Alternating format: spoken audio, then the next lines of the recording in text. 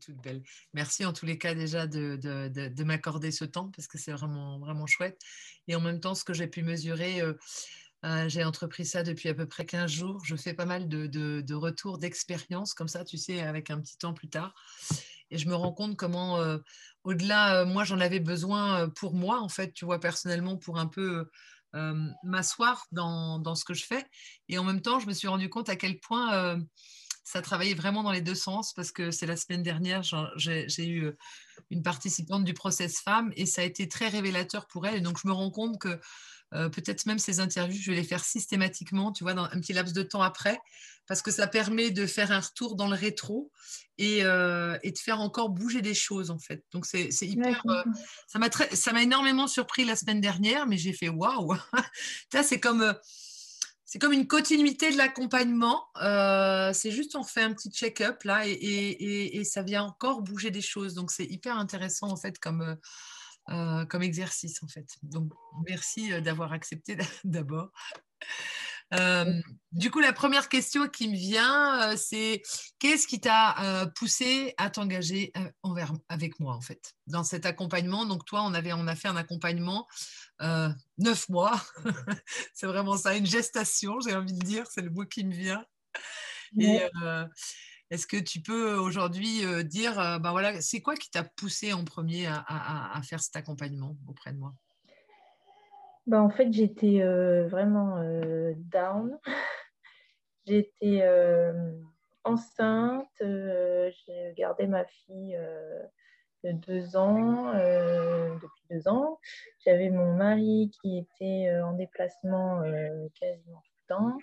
Euh, bah, je prenais aucun temps pour moi. Ça faisait même pas partie de mon vocabulaire, quoi, prendre du temps pour moi. Et bah, enfin, j'étais en dépression, clairement. Enfin, et je m'en dépatouillais pas, quoi. Enfin, je pleurais tout le temps, je criais sur ma fille. Je me souviens quand je t'ai contactée, je t'ai dit, et là, je constate que ma fille, elle a perdu sa joie de vivre. Ça m'a vraiment fait mal de constater ça. J'ai dit, là, il faut que quelqu'un m'aide parce que Et pour rappel, tu étais à cette époque-là, tu étais c'est enceinte. terrible, ça. Tu étais J'étais enceinte. enceinte, ouais. Ouais. Ouais, et, et voilà, et donc j'ai contacté une psy qui a mis longtemps à me répondre, comme quoi elle n'était pas dispo. Et puis bah, j'avais ma meilleure amie qui sortait tout juste de son accompagnement avec toi, je crois. Ouais, ouais. Et donc je l'ai appelée, et puis on a parlé longuement, et elle m'a suggéré de te contacter. Voilà, je me suis dit, bah, déjà je vais l'appeler pour le rendez-vous clarté, ça n'engage à rien. Et puis bah, ça a tout de suite matché. J'ai eu encore le comment dire, la marche à franchir concernant l'engagement financier. Et Mm. j'avais très peur de la réaction de mon mari. Et puis, bah, en fait, bah, ça s'est fait tout seul parce que il voyait bien que j'avais besoin d'aide, quoi. Donc, Ouais, c'est ça, c'est que là, dans un accompagnement comme ça à long terme, effectivement, il y a un coût, mais le coût représente aussi l'engagement que je fais de moi à moi et a pu te mettre aussi en lumière que ton mari, il était là aussi pour te soutenir. C'était cette forme-là, en fait, mais parce qu'effectivement, il y a des fois, hein, ça peut aller dans d'autres sens. Et concrètement, dans quel domaine de ta vie les choses ont le plus bougé? Est-ce que tu peux le nommer? Est-ce qu'il y a ou est-ce que c'est global? Comment? bah, ça ne peut pas être professionnel déjà parce que je ne travaille pas. C'est dans, je ne sais pas comment expliquer, c'est dans mon quotidien, quoi. Je ne suis plus la même personne. Enfin, je vois plus les choses de la même manière. Je prends ma vie en main. Euh, je... Et puis même au-delà de ma vie, là c'est un peu général, c'est plus dans mon quotidien, dans le sens d'un- d'une heure à l'autre, quoi. Je m'observe plus et je sais comment réagir quand je vois que ça dérape.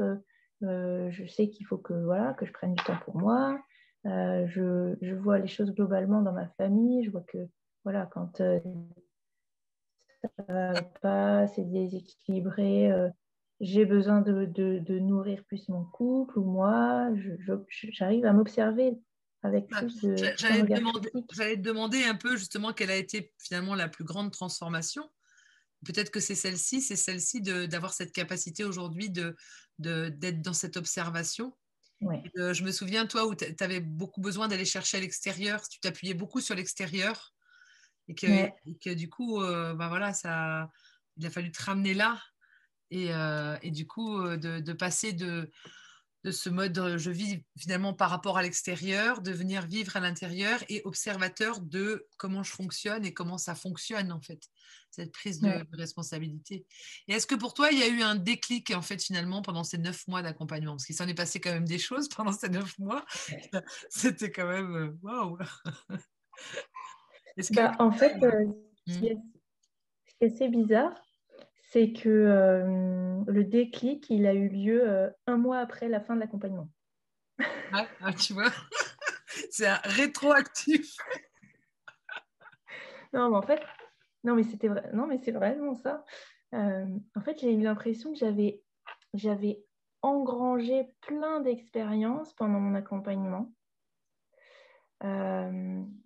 C'est ça, plein d'expériences, plein de situations où j'allais pas bien et où tu m'as vraiment accompagnée, mais vraiment, tu m'as tenue par la main, quoi. Et en fait, tu m'as montré à chaque fois l'exemple, enfin, oui, à chaque fois comment me sortir de là. À chaque fois, c'était des exemples différents, quoi. Et à chaque fois, ça a enfoncé un peu plus le clou sur, oui, là, je ne me suis pas occupée de moi, etc. Et puis, en même temps, il y avait un tas de trucs sur lesquels j'ai travaillé sur moi-même. Plein de fois où je collais la faute sur mon enfance, sur ma mère, etc. Et à chaque fois, tu me disais, hein, on revient là, on revient là. Et à force d'enfoncer le couteau, j'ai fini par... Répétition. Ouais, c'est ça. Et en fait, c'est marrant parce que je me souviens au dernier rendez-vous, toutes les deux, je t'ai dit, je me sens armée.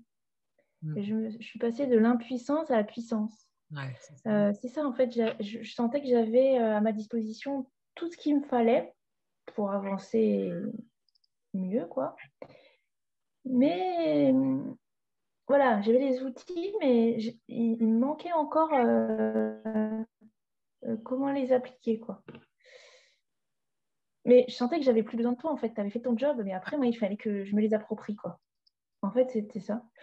Et il s'est passé encore le mois de décembre et en janvier, je sais pas comment d'ailleurs. Enfin, je discutais avec une amie et puis ça s'est fait dans la conversation comme s'il y avait une petite fée autour de moi qui me faisait tomber de la poudre. Je sais pas, c'était marrant.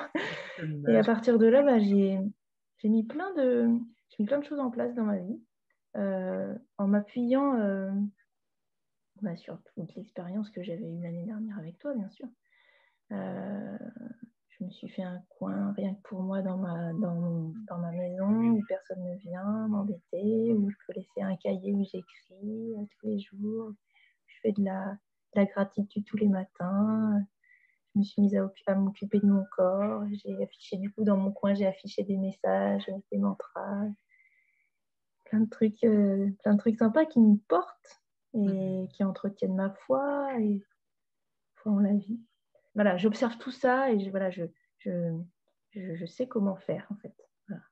Mais et voilà, c'est marrant parce que tu parles de déclic, mais il y a eu un déclic. Tu sais, c'est ce que pour moi, en fait, les accompagnements, c'est vraiment un processus. Pour moi, la vie est un processus par essence. Et donc, du coup, quand on enclenche le travail ensemble, à chaque fois, d'abord, dès le début, je te le dis, hein, je sais pas, on a un objectif, on sait vers où on veut aller. Par contre, on ne sait pas comment ça va vraiment avancer, qu'est-ce qui va se passer. Dans la notion du temps, on ne peut pas vraiment le savoir. Et il y a tout ce qui a bougé, effectivement, pendant ces 9 mois qui ont été quand même très intenses. Et c'est comme une intégration qui doit se faire cellulairement.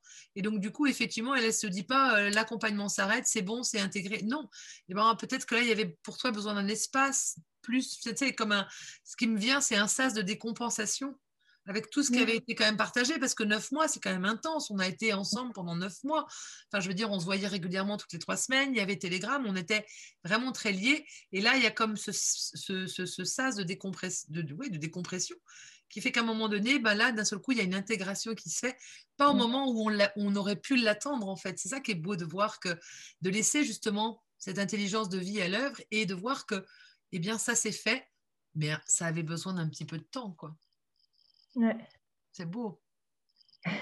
Ah, c'est magnifique. Et il y a aussi une chose, moi, j'ai envie de te partager une chose qui a été pour moi très intense. Ça a été la mise au monde de ton fils, en fait, de comment ça s'est passé, en fait. Je n'avais jamais, en fait, accompagné, en fait, de femmes enceintes, en tout cas. Et là, il s'est trouvé que dans l'accompagnement, il y avait ça qui était là. Et de comment ça partait, ton accouchement, et de comment ça s'est transformé, en fait. Ça, c'était intense, hein, oui. C'était très intense. Bah, j'avais vraiment à cœur d'accoucher physiologiquement. Et en fait, dans les séances sage-femme, à cause de mon accouchement par césarienne pour ma première, bah, c'était niette, quoi. C'était niette. Et c'était dur. Et enfin, heureusement que tu étais là, hein, en fait, clairement. Hein, parce que, je me dis, enfin, avec des si, voilà. Mais, enfin, si j'avais continué sur ma lancée en février et que enfin, voilà, bon, j'avais eu cette couche-là en plus, j'aurais vraiment été au fond du seau. Mais au lieu de ça, j'ai réussi à prendre bien les choses en main et à pas me laisser faire en fait par le corps médical et leur peur. Et finalement, mon accouchement a été juste génial, quoi. Enfin, il a été physiologique. J'étais branchée, bon, bah voilà, parce que Oui. je ne pouvais pas faire autrement. Mais j'ai réussi, enfin, voilà, sans péridurale, par basse. Ouais, Avec on mon s'est mari. retrouvés dans l'accompagnement à un moment donné. Je me souviens qu'on s'est retrouvés à travailler sur ton utérus. C'est un truc que j'avais jamais fait.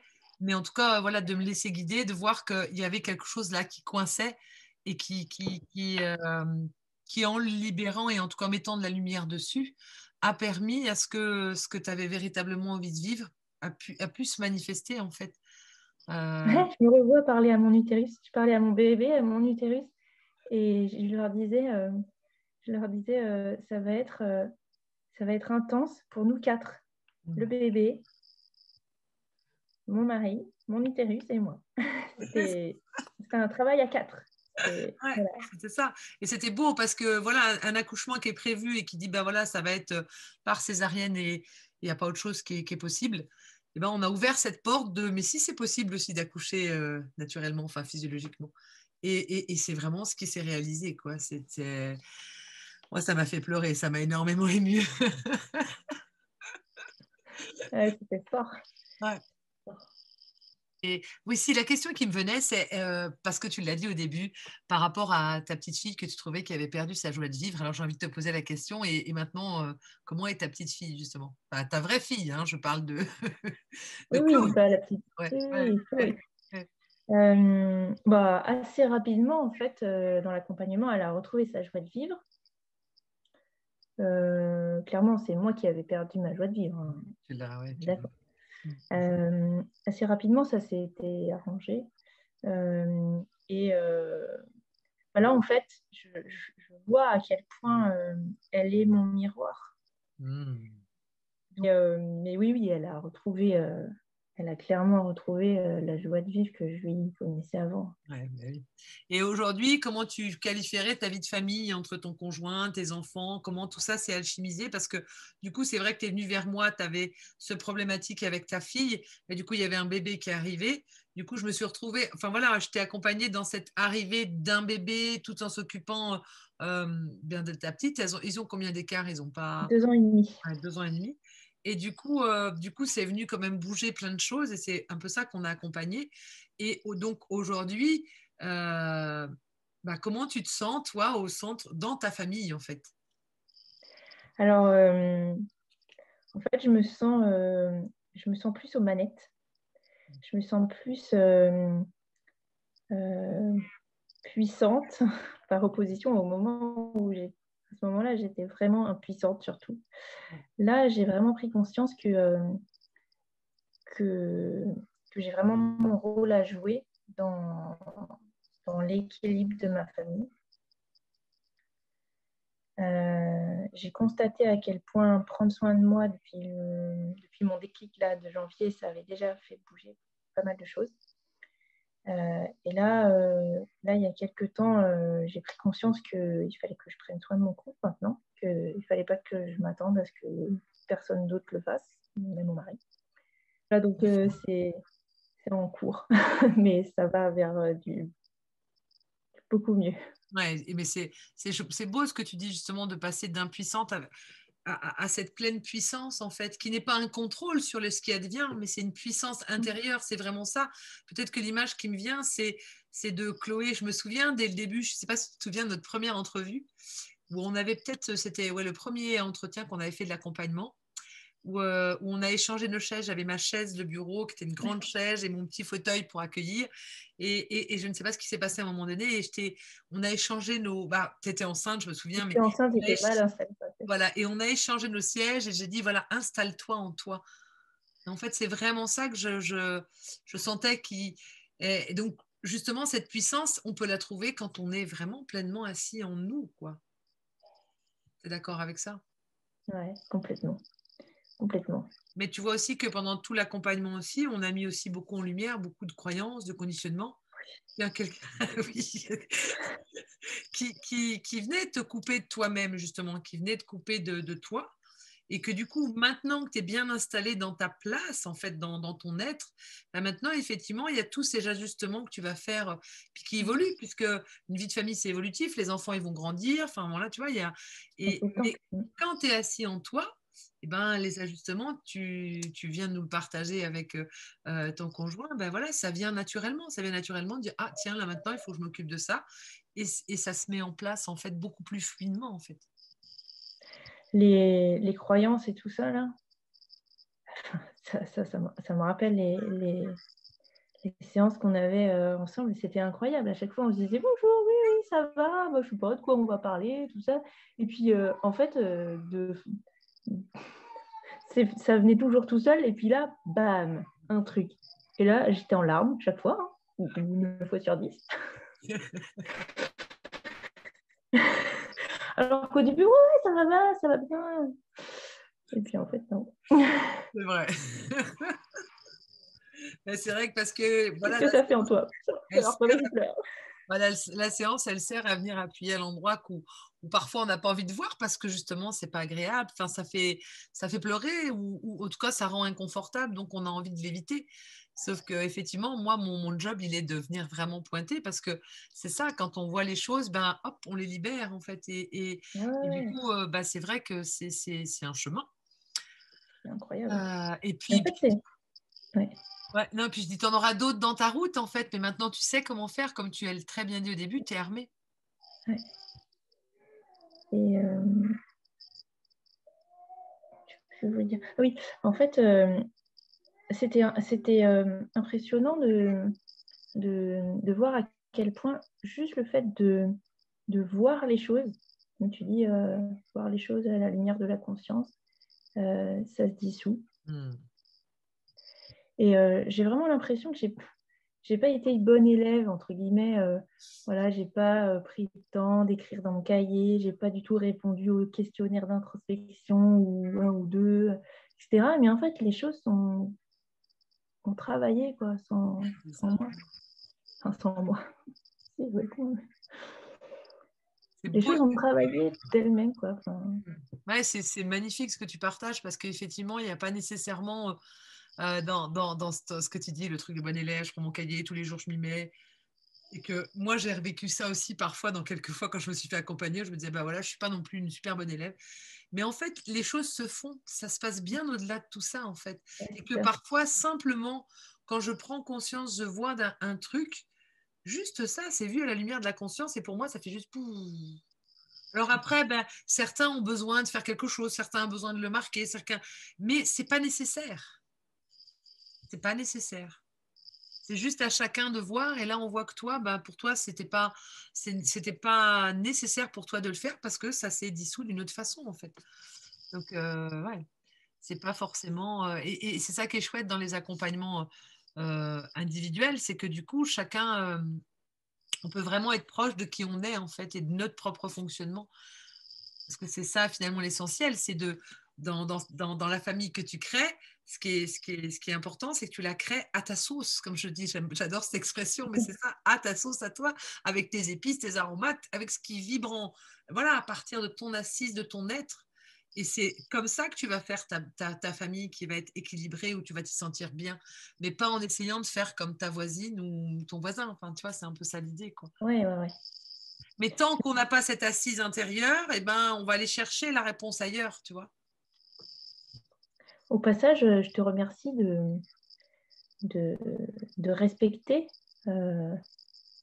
l'essence justement de tes accompagnés, parce que ça pourrait être différent, dire non, non, mais pour que ça soit efficace, il faut remplir les questionnaires, etc. Comme je croyais au début. Mais je me souviens quand j'avais parlé avec ma meilleure amie, je me souvenais qu'elle elle avait passé des heures à remplir des questionnaires d'introspection. En plus, elle a fait le process femme. Enfin. Et j'ai dit non, mais moi je veux pas ça. Hein. Moi je me connais. Si j'ai un questionnaire à remplir, je vais y passer encore plus des heures que toi parce qu'il faut que tout soit parfait. Et j'ai pas le temps. Puis j'ai pas envie de passer du temps. Voilà. Et puis tout de suite, il m'avait dit non, non, mais c'est OK. Enfin, si tu veux pas faire ça, tu fais pas ça. Mais oui, ce qui est important, c'est de s'écouter soi, en fait. Finalement, moi, c'est à ça que j'amène. C'est de venir s'asseoir en soi et de vivre notre vie à partir de notre écoute. Donc, même moi, j'ai pas la vérité absolue. Moi, je peux dire un truc, mais qui peut-être pas juste pour toi. Donc là, c'est sûr qu'à chaque fois, je t'invitais à venir valider. Ça fait oui ou ça fait non. Mais c'est pas parce que je Ouais. dis quelque chose que. Et c'est amener, c'est être dans cette, comme tu dis, pleine puissance, pleine responsabilité de soi et de cette écoute de soi. Et alors là, la vie, elle nous guide à chaque instant, tout le Ouais. temps. Pas une seule fois où moi, je suis toujours, tu sais, comme une petite fille qui est émerveillée. Et encore maintenant, ça me le fait. Quand je vois l'intelligence de la vie à l'œuvre, quand je vois qu'elle me montre, qu'elle me. Là, je suis en train d'écrire, tu sais, un livre. Et en fait, depuis le 7 février, je dois rendre tout terminé écrit début mars. Et depuis le 7 février, j'arrive pas à écrire. Il y a toujours un truc qui vient chercher, qui vient. Et là, je me dis, bon, je voyais que parfois, ça venait un peu me chercher, mais j'écoutais et l'élan d'écrire n'était pas là. Donc, je le respecte, je l'écoute, même si j'ai une date. Je me dis, pas grave. Puis, en fait, il s'est passé des choses cette semaine dans ma vie qui ont vraiment bougé plein de trucs et qui m'ont ouvert mais un truc comme ça à l'écriture. Et là, c'est. Ah ouais. Ouais, et c'est magnifique de le voir. Et c'est comme si cet arrêt que j'ai eu, où vraiment ben, ça pouvait pas, parce que j'avais besoin de vivre certaines choses qui m'ont permis de. Et là, l'écriture est reprise avec quelque chose en plus de plus juste. Et là, je me dis, waouh, mais quelle intelligence. Et nous, parfois, on veut, tu vois, dire, ben non, non, moi, j'ai décidé que. Mais non. Et du coup, ben, ouais, la vie est beaucoup plus légère quand on peut l'appréhender à partir de cette présence, à partir de cette assise intérieure, à partir de notre propre écoute, qui est pour moi l'ultime, en fait. Et de la confiance, en fait. C'est ça. Et est-ce que ça a changé quelque chose aussi dans la relation, cette assise en toi, dans la relation avec tes enfants, ou tu vois, dans ta posture de mère, en fait? Ton-